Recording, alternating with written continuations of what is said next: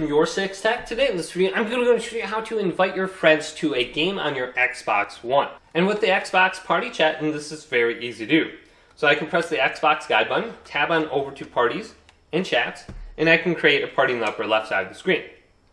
Now you can invite people to your specific party, but if you want to invite them to a game, we want to press the button with the 3 lines on it, and it says Invite More. Now we can invite people to our party, but if we go to the top where it says Invite to Party, we can go to Invite to Game. Now, if we're in a game lobby, go to the Invite to Game, and then choose the people you want to go ahead and invite. Select their name, and you should be able to send them an invite by pressing the button with the 3 lines on again. So just make sure you're in a game lobby, otherwise you will not have that option. You can see I'm just on the dashboard right here. But hopefully this video did indeed help you out. Did leave it a big thumbs up. And subscribe to my channel down below for more tech videos coming up next on YourSixTech.